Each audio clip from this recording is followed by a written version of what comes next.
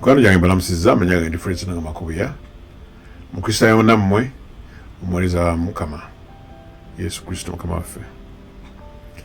Olwaleero ngenda kwogera ku bigambo ebiva mu kitabo ky'okubikkulirwa kubanga nsanze nti waliwo obwetaavu bungi okwongera okutegeera ebigambo bino. Abantu bangi kitabo kyakubikkulirwa bakiteeka wabbali tebaagala kisoma olw'ensonga nti ebigambo ebimu okubikkulirwa bisanga nti bizibu oba tebitegeereka.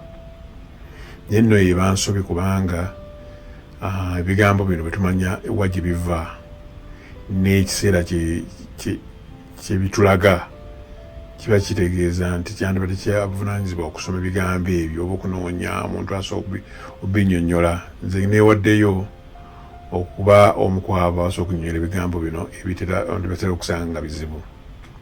Nzikiriza nti omwoyo w'obunnabbi waali mu kkanisa ye yasigalawo okwongera okutangaza ebigambo bino.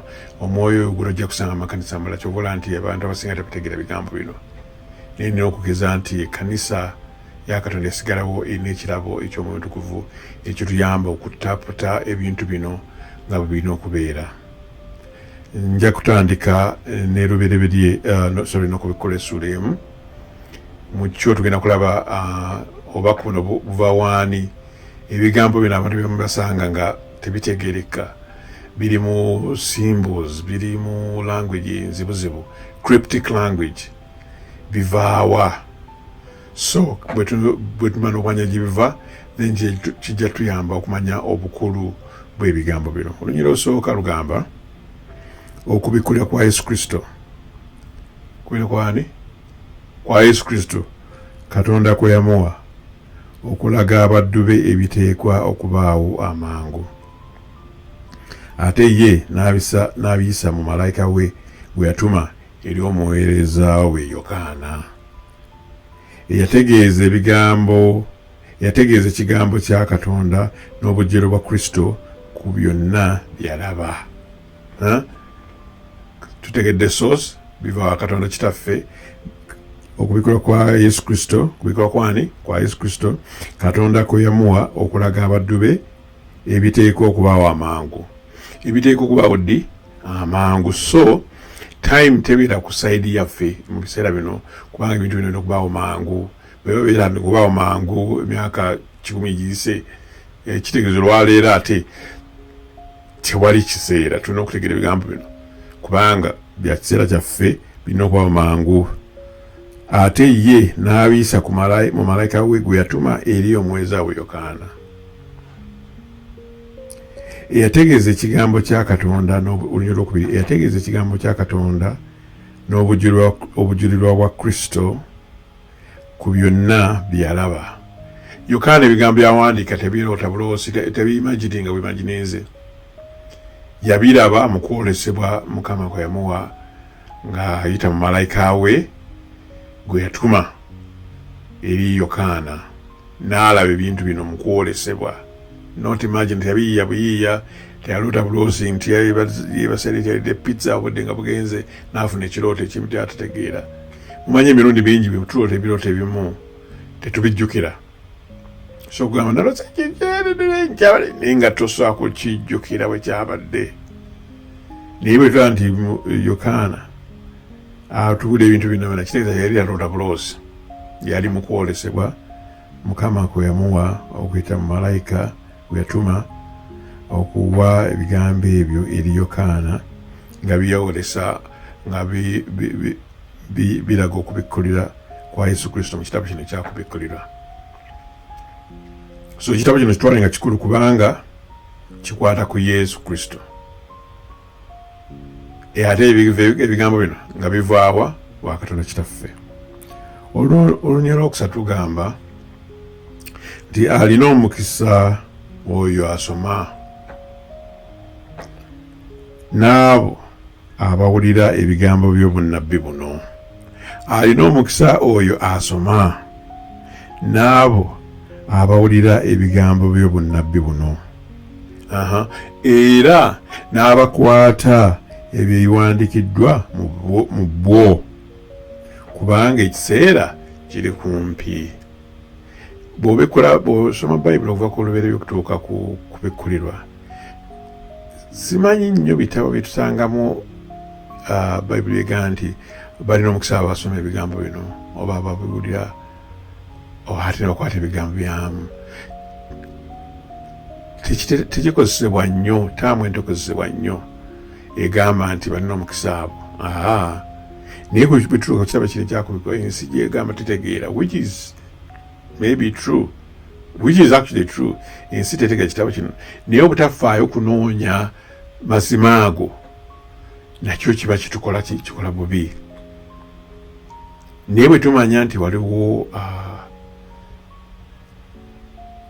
ekkubo oba oliawo omuntu asobola okutuyamba mu bigambo bino abitegeera ate tumu-challenging, mugambe Fred jangu katuku-challenging tubuuliirwe kyomanyi kubikkulwa kuno, then tuba tufunye omukisa ogwo ffenna okubanga tuli ebigambo bino ebiwandiikiddwa eri ggwe nange. Mulina omukisa, waliwo omukisa ogugabibwa eri abasoma, abawulira, ate abateeka mu nkola ebigambo bino ekitabo kino ekyakubikkulwa. So kitegeeza ebigambo ki bikulu. Olunyiriri olwokusatu nga luggwako lugamba kubanga ekiseera kiri kumpi. Ekyaki? Mulowooza bagamba ekiseera kiri kumpi, ekiseera ekyaki ekiri okumpi? Awo tusobola okuteeka ebintu bingi byonna ebisonga ku kintu kimu. So gamba nti ebiseera biri kumpi, fasobola ebigambo bino okutuukirizibwa. Ensonga ekiseera kiri kumpi ekyokudda kwa Mukama waffe Yesu Kristo, ekiseera kiri kumpi ekyenkomerero okutuukawo kuba ku nsi ensi n'okuggwako, ekiseera kiri kumpi ekyobulokozi, ekiseera kiri kumpi, ekiseera kiweddeyo, ekiseera mulindwa, ekiseera kiri kumpi eky'ebibonyoobonyo ebijja, ekiseera kiri kumpi ekyokuba nti ojja kuba nga tosobola kutunda oba kugula kintu okujja ng'olina akabonero k'ensolo. Ekiseera kiri kumpi okutegeera ebigambo bikwatagana n'abakyala ababiri, abakazi ababiri abali mu kitabo kino. Ekiseera kiri kumpi akabonero okubanga katuuse okuteekebwa ku kyenyi kyo, akaani aka Mukama Katonda kitaffe oba akasitaani oba akaoyo muwakanyi abo okugusota oba ak'ensolo okuteekebwa mu kyenyi kyo oba ku mukono gwo. Bw'ofuna akabonero ako ojja kunywa kusungu bwani bwa Mukama Katonda. So ekiseera ky'obusungu bwa Mukama Katonda ffe kiri kumpi. Ebintu bingi nnyo ebisoggwa mu kigambo kino kigamba nti ekiseera kiri kumpi. Ekiseera bwe kiba kiri kumpi tuba tutya, tetusigala mu tulo. Mujjukire olugero lw'abawala abagezi 10 bonna baasumagira, naye mu kusumagira okwo kwatwala bonna 10 mwalimu abaali abagezi abakalabakalaba abaali bajjuzza ettaba zaabwe n'amafuta, n'abalala abaali essaawa zaabwe zaali enkalu. Ebyo kyakuyiga kya mulundi gwa bulala. Kale tugenda mpolampola mu kitabo ekyakubikkulirwa, tugende nga tusoma mpolampola, tulabe nga tukitegeera mpolampola. Kyawandiikibwa mu symbolic language, olulimi olukozesa figures and images and nga bwe mujja okulaba. Si kitabo ky'osoma nga bw'olasoma Yokaana n'ova ku ssuula emu n'osoma ekubiri, yeesoma mujjawo n'amutwala wali n'ava n'akola ABCD. Bino ebigambo byandika bi-exposing and then ne be-enlarginga. Bisobola okunnyonnyolako nakatono introducing topic wano, kati ate nebanga ekomyawo ate ne bijja repeatinga and the enlarge. Nekigaziwa nekigenda nga kigaziwa. Ate written in the circular form. Egenda teri linear nga bw'osonga bwe Yokaana osoma linear n'ova wano Yesu bamuzaala nga Matayo webazaala paka lwafa. Linear arrangement oba storytelling oba linear whatever. Naye n'okubikkulirwa eri circular. Ogenda okola ki? Ogenda maaso ate n'okumabega, ogenda maaso naye nga kigenda kigaziwa oyongera okukola ki? Okutegeera ebintu bino. So ekyo nga kitadde wabbali. Katugende ku lunyiriri olwokuna. Mpolampola tulabe kubikkulirwa bw'agamba. Wali ennyiriri esatu ezisooka tutegedde nti ekitabo kyava wa Yesu Kristo kiraga ku kibikkulirwa kitutegeeza Yesu yaani, ne kitugaziyiza, ne kitegeeza nti ekiseera kiweddeyo, era ne kitegeeza nti asoma ebigambo bino n'abiwulira n'abiteeka mu nkola bino omukisa kitegedde olunyira okuna olugambo bwe luti wano netulinagenda mu simbo language era namula bino kati bano kikyali introduction terimu nsolo terimu images ezo yet naye zijja kujja mu maaso awo wetujja okulaba naye kasooka tusomeye wana introduction eno tulabe mukama kyatugamba how he arranged it naga Yokaana olunyira okuna Yokaana eri ekkanisa 7 ez'omu Asiya kibeeranga nammwe Yokaana eri ekkanisa 7 ez'omu Asiya ekisa kibeerenga nammwe n'emirembe ebiva eri oyo abaawo eyabaawo era ajja okubaawo era ebiva eri emyoyo 7 egiri mu maaso g'entebe ye andudde musome bulungi Katonda eri ekkanisa 7 Yokaana eri ekkanisa 7 ez'omu Asiya ekisa kibeere nammwe n'emirembe ebiva eri oyo abaawo era eyabaawo era ajja okubaawo era ebiva eri emyoyo 7 egiri mu maaso g'entebe ye. Obubaka buno agambye bugenda eri ekkanisa 7 eziri mu Asiya naawe omukisa natowa gye bayita salaamu ekisa kibeere nammwe n'emirembe eva eri oyo abaawo era alibaawo yaani oyo ye Yesu Kristo omu bw'ati era ebigambo bino ebiva eri emyoyo 7 egiri mu maaso g'entebe ye. Mukama tujja kulaakosa nnyo numbers mu Bayibuli wonna naye ng'ennamba gy'akozesa mu bigambo ebikwatagana n'obutuukirivu n'obujjuvu ye namba 7. Namba 7 eri perfect maaso ga Katonda kyobula tolina wiiki ennaku 7 tebulako nti tulongereko 8 oba tutoleko zibeere 6 7 perfect kijjudde tumala tulakati wana emyoyo 7 tugirabye tulaba kyekinena 7 tujja kulaba bamalayika 7 tujja kulaba ebibonyobonyo the 7 last plagues tujja kulaba namba eno ya 7 ekozesebwa mu Bayibuli emirundi mingi nga mujja okulaba awana n'agamba nti egiva egiri mu maaso g'entebe ye tufunyeeko ekifaananyi mu ggulu nate wano tulaba ekifaananyi ekitulaga nti mu maaso g'entebe ya Katonda waliwo emyoyo gino 7 obubaka buno ekitegeeza buva ddala mu ofiisi ya Katonda mu presence of God. So bukulu Sitaani kyakimanyi kyobola nti agezaako okubuzaabuza ebigambo bino birimu okutegeerebwa nga bisaanidde okubeera era ebiva eri emyoyo 7 egiri mu maaso g'entebe ye entebe yaani ya Katonda kitaffe. Onywa okutaano olugambo bwe luti era ebiva eri Yesu Kristo omujulirwa omwesigwa omubereberye w'abafu era afuga bakabaka b'omu nsi. Agambe Patro y'olunyoro okutaano agamba era ebiva mu mwoyo egiva mu maaso g'entebe ye Katonda kitaffe era ebiva eri Yesu Kristo omujulirwa omwesigwa omubereberye w'abafu era afuga bakabaka b'omu nsi atwagala era atusumulula mu bibi byaffe olw'omusaayi gwe. Tulabamu mukyawo ebigambo bino biva eri kitaffe biva eri Yesu Kristo nga balabya kusooka wali atwagala yatusumulula mu bibi byaffe olw'omusaayi gwe. Naye waliwo wagambye ebiva eri Yesu Kristo omujulirwa omwesigwa omubereberye w'abafu. Kikitegeeza omubereberye w'abafu kandabe wano mu Bayibuli yange study Bible omubereberye w'abafu naye tukitegeera okufa kwa Yesu kwe kwasooka okubeerawo.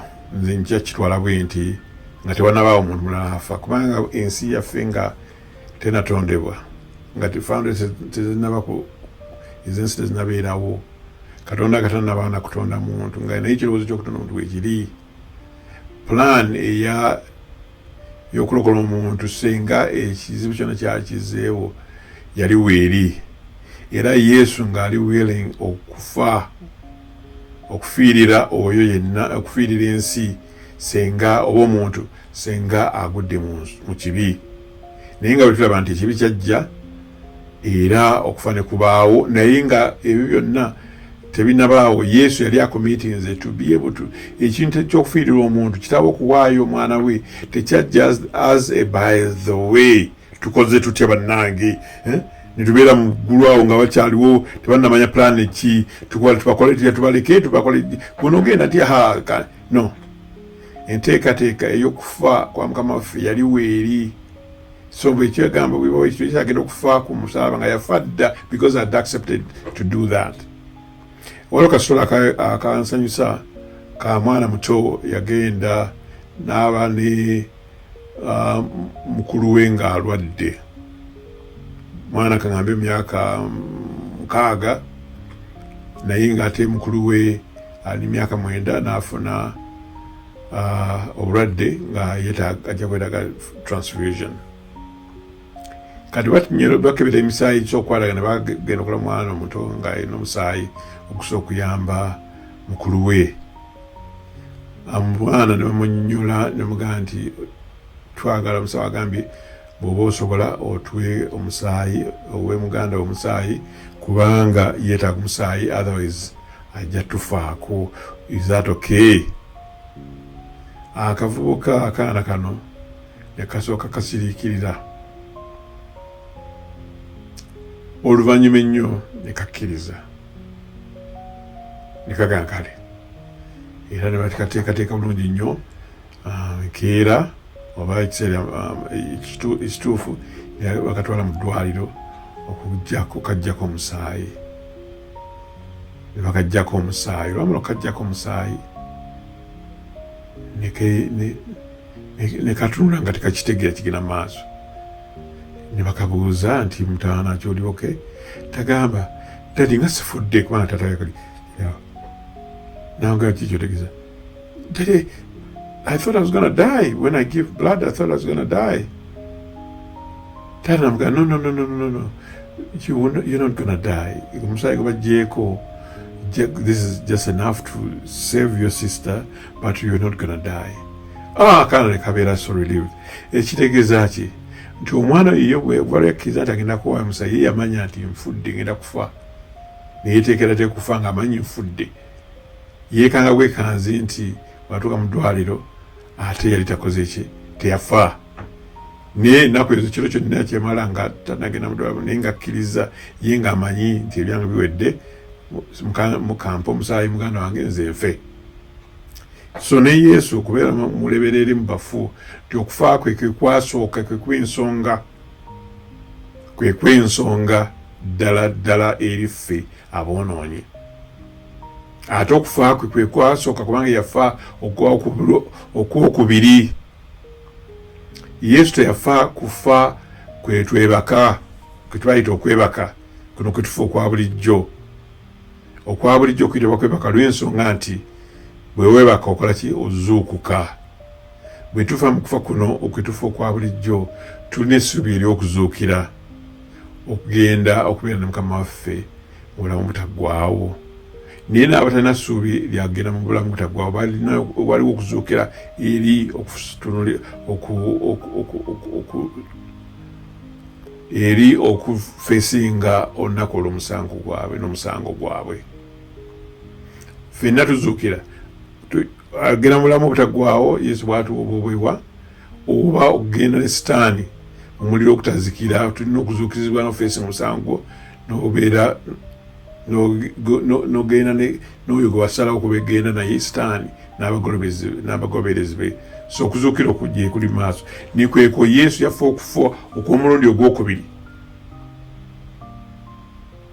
Obwonoonyi kwagenda okukola ki? Okufa. Oyo yenna afa omulundi ogumu azuukira omulundi gumu, naye oyo afa emirundi ebiri azuukira omulundi abeera n'okuzuukira. Simanyi bankize bulungi. In other words, when we die in baptism with Christ, want that first death. Nitufa n'okufa kuno kwebaka okwabuli tuba tufudde emirundi ebiri tuzuukira naye abagaana okufa okwokubatizibwa abafa omulundi ogumu ne bafa kuno okwokwebaka ate tebanaayo kisuubiddamu simanyi oba ekyo kitegereka oba tekitegerekese bulungi katuyongereyo so okufa agambye nti omuberebere w'abafu omuberebere w'abafu abafa okufa okw'omulundi ogwokubiri Yesu bwe yafa ku lwaffe gwe nange ffe tulume okufa okwo okutali mu kuzuukira kale katuyongere maaso nansubireyo mutegerekese olunyiri mukaaga n'agamba n'atufuula obwakabaka bakabona eri Katonda kitaawe eri ekitiibwa n'obuyinza bibeerenga eri abo eri oyo emirembe n'emirembe amiina kanudde mutusome omulundi gumu era ebiva eri Kristo omujulira omwesigwa omubereberye w'abafu era afuga bakabaka b'omu nsi atwagala era yatusumulula mu bibi byaffe olw'omusaayi gwe n'atufuula obwakabaka bakabona eri Katonda kitaawe ekitiibwa n'obuyinza bibeerenga eri oyo emirembe n'emirembe amiina kuno kubukelera tetunagenda mu imagery bigambo ebiwandiikiddwa ebyebuziba naye nga tujja gendayo n'agamba laba ajja n'ebire era buli liiso lirimulaba n'abo abaamufumita n'ebika byonna eby'omu nsi birimukubira ebiwoobe weewaawo amiina agambye ajja ddi agambye laba ajja n'ebire kubanga yagenda atya by the way Yesu yagenda atya mu ggulu Yesu yagenda mu ggulu n'ebire abayigirizwa baali bayimiridde mu bikola by'abatume Ssuula esooka lunyirira lya 8:10 erudda awo ndowooza sijika bulungi naye Yesu tumulaba ng'agenda muki mu bire nebimutwala yayambuka waggulu awo abalakira bajira bagamba abantu bannanga abasajja mutunaki waggulu Yesu kumulaba agenze bw'atyo bw'agenda okudda bw'atyo nga bw'agenze is gonna come back the same so yagenda ku bire akomona ki n'ebire ninaga nti buli liiso lirimulaba n'abo abaamufumita n'ebika byonna eby'omu nsi birimukubira ebiwoowe weewaawo amiina amiina kikakasa nti ebyogeddwa wano bituufu gwe nange mukwano gwange alowooza nti ebigambo bino akusaaga think again Yesu akomawo omulundi ogwokubiri ajja ku bire era buli liiso limulaba Yesu akomawo okukola ki ajja ku bire okusala omusango gw'abalamu n'abafuna okuwa empeera abo bonna abamwaniriza n'abamugana empeera nga bamanyi empeera ey'obulamu butaggwaawo oba akuwa empeera ye ey'okufa okw'emirembe n'emirembe kubanga oba okoze ki ogikoleredde empeera oba ogikoleredde n'agamba olunyiri lw'omunaana nze Alpha n'Omega bino gamba ya Yesu nze Alpha n'Omega ow'olubereberye era ow'enkomerero bw'ayogera Mukama Katonda abaawo era eyabaawo era ajja okubaawo omuyinza w'ebintu byonna bino ebigambo bya Yesu biri mu red letters abaawo eyabaawo era ajja okubaawo omuyinza w'ebintu byonna Yesu nga bitumanyi agenda mabega nnyo okusinga ne history ate waali ever present ate era agenda kubeerawo he spans the three epochs in the eternal past, the present and eternal future.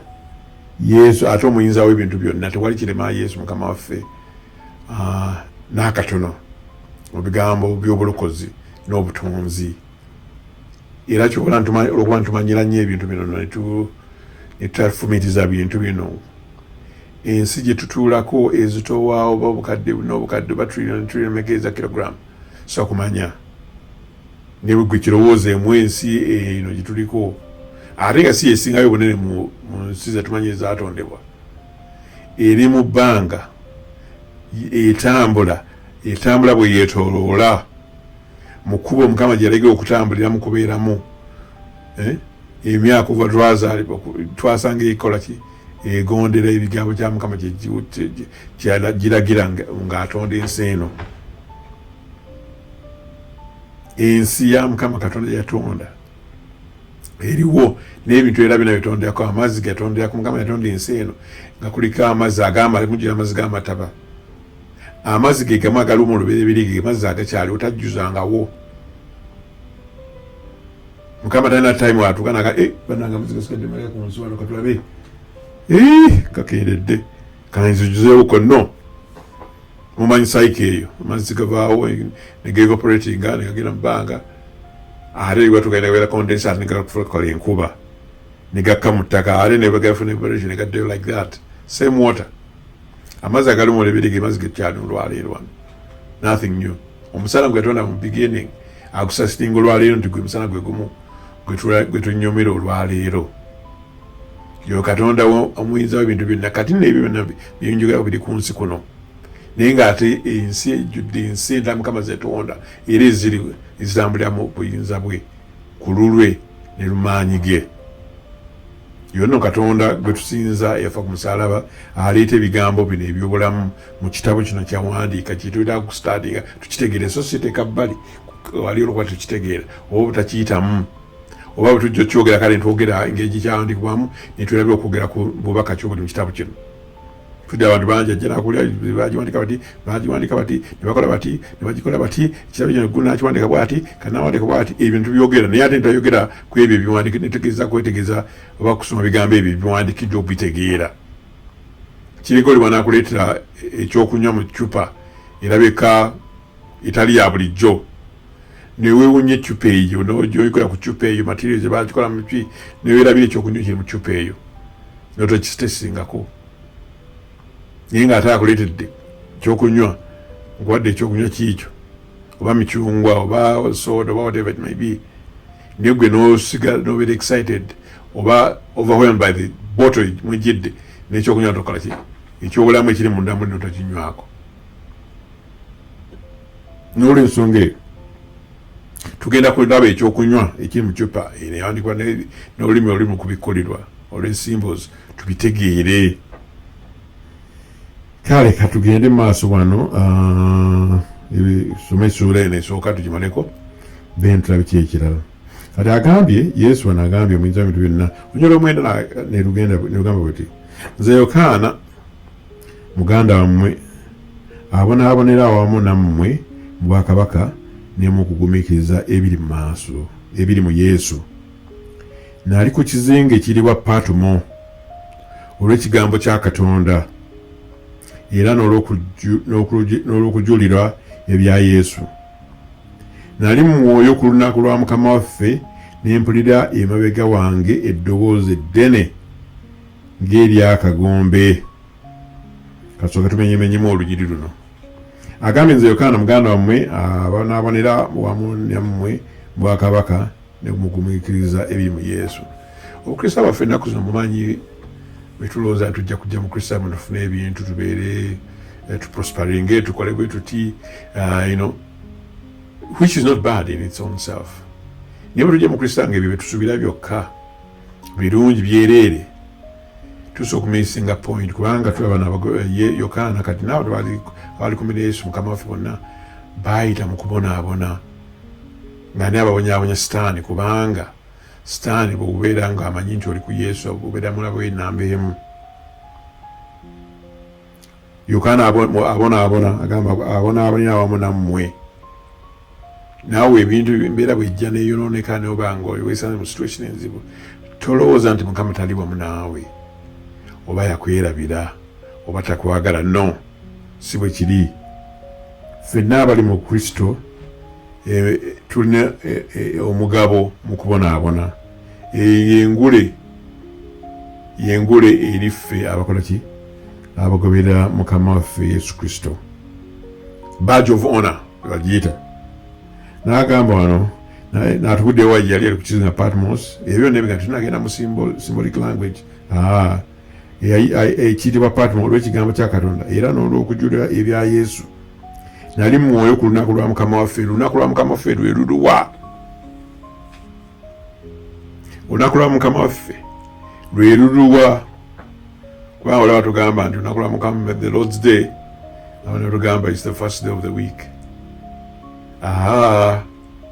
waliwo Bible tugamba Jesus is the Lord of the Sabbath olunaku lwa Mukama waffe is the Sabbath tusanga bino bijja okusoma Bible tutegeeze bwe mukuuma my Sabbath the seventh day of the week olunaku lwa Mukama kuba yalutukuza n'aluwa omukisa lweyawumuliramu lweyeyagaliramu ng'amaze okutonda ebintu byonna olunaku lwe holiday ye ng'amaze okutonda ebintu byonna n'awumula olunaku olwo teyakola kintu kyonna ensi ne ziwuniikirira Katonda atonze ebintu nga takooye naye ate n'awumula mu mirimu gye he ceased from his work lwaki kubanga naffe atulaga nti obulokozi bwaffe tuwumulira mu ye in that sense naye ate ntuwumula n'emirimu gya our labors bwe tuba tusobola kwesiga Mukama kuwumulira mu ye ne tuwumula mu mirimu gyaffe ne tulowooza nti ate binaafiirwa sente zino then okukkiriza kwaffe kuba tetufunye ekiwumula ekyo Mukama kyatuwa munda ate kirulaba mu lunaku olw'omusanvu lwe tuyita the Lord's Day the Sabbath the seventh day of the week is the Lord's Day not the first day of the week lunaku nanyini alukliminga ebyo tujja bisanga maaso kutusanza okusoma ebigambo bino ebyokubikkulira tulabe Lord's Day yennaku zino yaani si ya Yesu nagamba nali mwoyo ku lunaku lwa Mukama waffe which is on the Sabbath day nempulira emabega wange eddoboozi ddene ngeri akagombe wulira byawulira yard this thing neligamba nti ebigambo ya Yesu yayogera kale bya ready nze Alpha n'Omega ow'olubereberye era obwenkomende wandiika byolaba mu kitabo okiweereze ekkanisa omusanvu ez'omu Asiya ey'omu Efeso ey'omu Sumuna ey'omu Perugamo ey'omu Sawatira ey'omu Saadi ey'omu Falafudefiya n'ey'omu Laodikiya. Ekkanisa zino zimogeddwa wano zaaliyo ddala zaali kanisa za ddala so wano tulimu wadde tujja kufuna the symbolic meaning of these churches naye ate tusooka okumanya nti symbolism floating on things that are not known ne bwaba ayogera ku nsolo ti ensolo gundi ebifaanana eri based ajagamba empologoma oba bear yani eddubu oba ng'eri based on something that is there in reality nga gyekiri naye ensolo gyetaba enziba etali describable naye agamba tetegereka naye nga gyeri nategereka naye wano kanisa zagamba kanisa esooka banga agamba ziri 7 agamba ezo kanisa mu Asiya ey'omu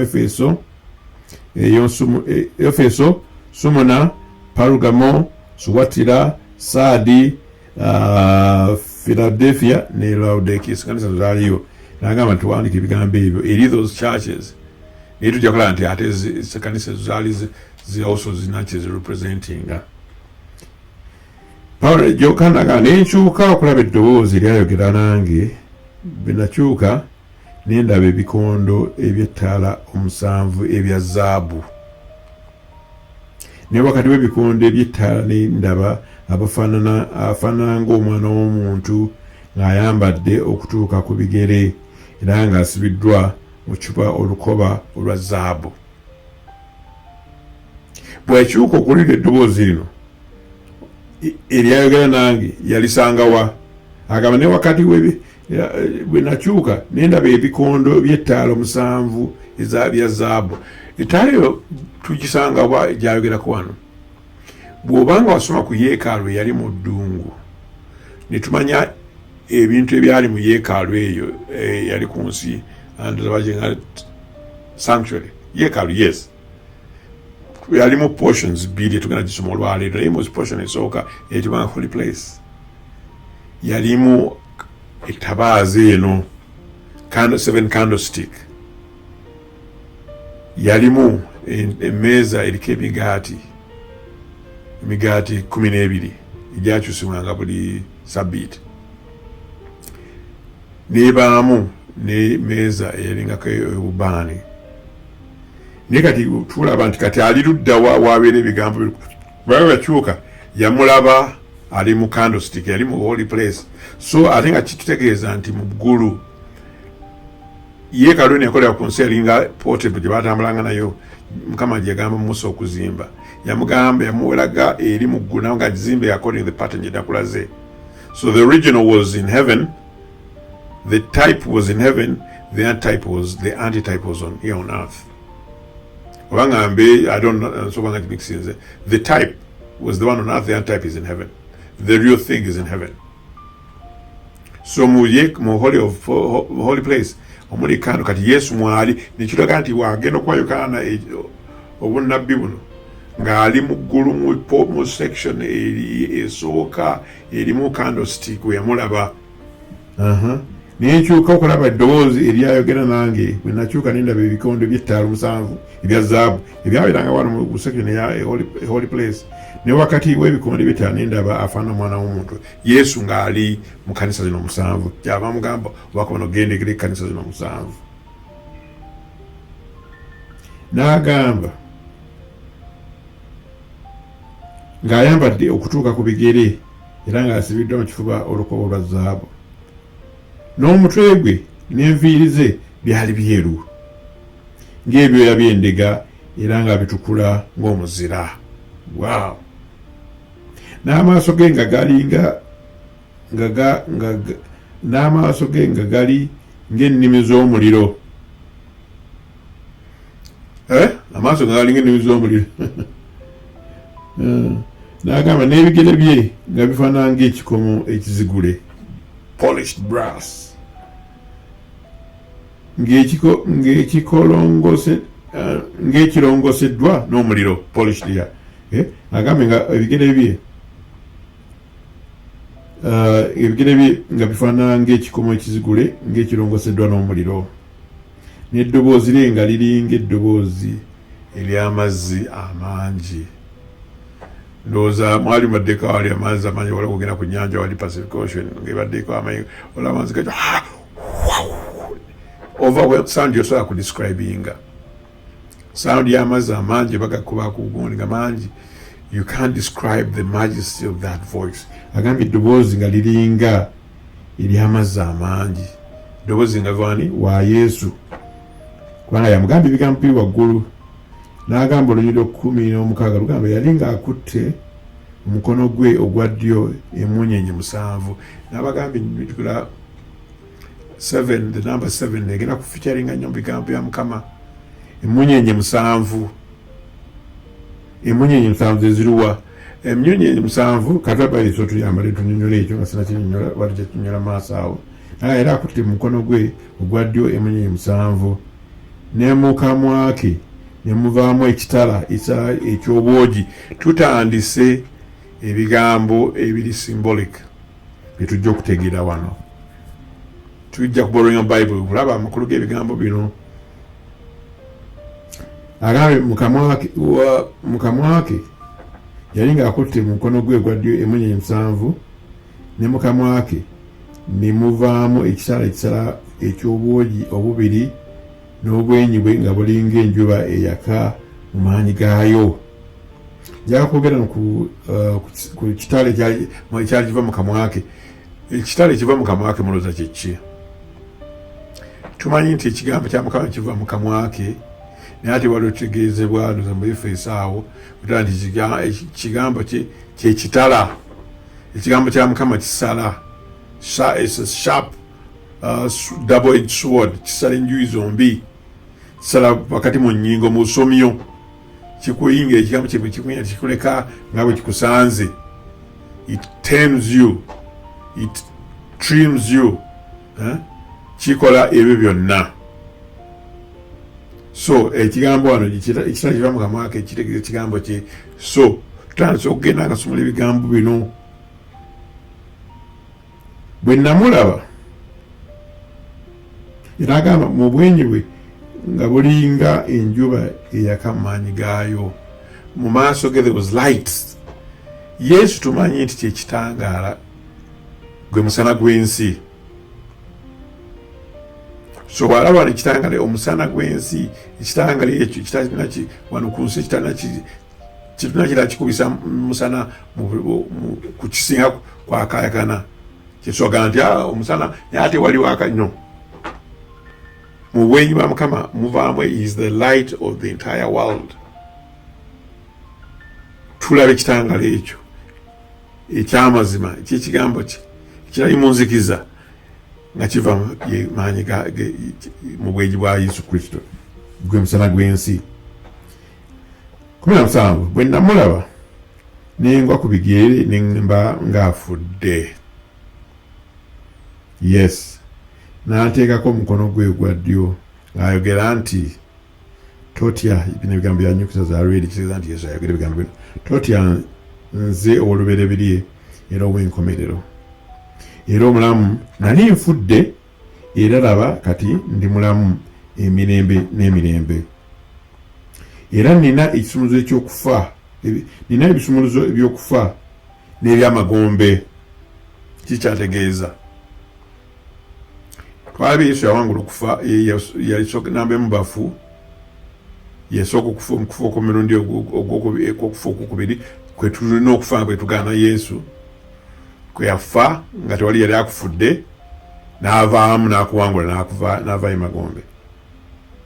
Tulaba emirundi mingi bitutera nga Yesu atujjukiza nti yaliwo waali era alibaawo.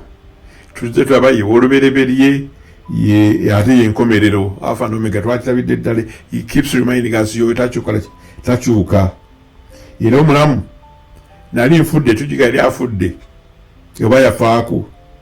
Era laba kati ndi mulamu emirembe n'emirembe era nina ebisumuluzo by'okufa n'ebyamagombe. Bw'oba ogaliddwa emagombe ani asobola okujjayo? Abo bonna abagaliddwa emagombe nga tebasobola kuvaayo olwaleero ani asobola bajjayo? Weetaaga okubanga olina oba omanyi omuntu alina ekisumuluzo asobola okujjayo abantu bo abaagalwa bo. Emagombe ajjayo ani ekisumuluzo kyayo ye Yesu Kristo. Ajjayo abafu n'abalamu. Kitegeeza tuli mu magombe g'ensi eno gutambula mu kufa kwa Sitaani. Oyo ekaso tujja mu kufa kuno nga tujali balamu kutambula mu kibi n'okufa. Yesu yekayana ekisumuluzo ekyo. Tewali muntu mulala gwaso okujja mu bulamu obwo n'akutwala mulamu mutaggwaawo, n'akusumula mu magombe ago okutwala mulamu mutaggwaawo. Tewali mulala alimu obulokozi. There's only salvation in Jesus Christ. Ye yekaaso okujja mu kufa okw'omwoyo okw'omubiri kwe tulimu okw'ekibi wadde tukyatambula ffe twambula the living dead. Yaso tujja mu magombe gano amalamu n'atwala mulamu obutaggwaawo, oba okutujja mu ntaana zaffe n'atutwala mulamu taggwaawo. Ye yekaaso okukola ekintu ekyo. Kati wandiika by'olabye, agamba Yesu ya Yokaana, ebiro n'ebigenda okubaawo oluvannyuma lw'ebyo. So Mukama agenda kuwa Yokaana ebigambo ebigenda okubeerawo. Kyekyawula Katonda waffe ku bakatonda abalala, abakatonda ba Buddha, Abasiraamu, abaani bonna tebalina kyebayita prophecy, tebalina bwino ku bintu bigenda kubeerawo. Baso kuba leero kyo n'okola obeere emirembe peace saboti okole bwoti kakanena, naye tebalina bunnabbi. Tebasa kubula ejja kubaawo myaka 5 kuva kati oba myaka 10 givano. Basa okuteebereza ne babeera laki naye obunnabbi buli consistent okuwulira wano kiri ova odde wali vano odde wali tebuliiwo. Yesu ye yekka alina okumanya ebyo biri mu maaso, kumanya yatutonda yaliwo wali ate ne maaso gyali. He lives in the past, in the future and in the present. So ayogera ebigenda okubaawo ng'ebyaliwo. Olw'amakumi olusembe mu ssuula eno lugamba ekyama ky'emmunyeenye 7 z'olabye mu mukono gwange ogwa ddyo n'ebikondo by'ettaala 7 ebya zaabu n'emmunyeenye 7 be bamalayika b'ekkanisa 7 n'ebikondo by'ettaala z'ekkanisa omusanvu. Anyonyodde ebyama by'emunyeenye musanvu z'olabye mu mukono gwange ogwa ddyo n'ebikondo by'ettaala mu lukina lwa candlestick y'omusanvu ebya zaabu n'emunyeenye omusanvu be bamalayika b'ekkanisa omusanvu n'ebikondo by'ettaala z'ekkanisa omusanvu. Ziri zitwalabye wali naye ezo zaaliwo naye ate n'ekkanisa omusanvu over the course of when Yokaana yafuna vision eno to the coming of Christ. Tugenda kulaba ekisango ezo ng'ate azaaliridde ku mirembe over the time, symbolic terms, nti buli kanisa eyaliwo ku nsi yalina character eyayo mu biseera byayo that time, naye ate bw'agenda ng'ayita mu character y'ekkanisa ya Mukama waffe Kristo up to the time of his coming. Ekkanisa zino zirina bwe zigenda z'overlappinga kutulaga emirembe egyo kuba gyali describable character zaazo nga zaali character ezaali characteristics zaali mu kanisa ezaaliwo ddala ku nsi ezo musanvu. Mukama n'azikozesa okutulaga ekkanisa ezo musanvu ne character yayo okutuusa lwagenda okukola ki okujja.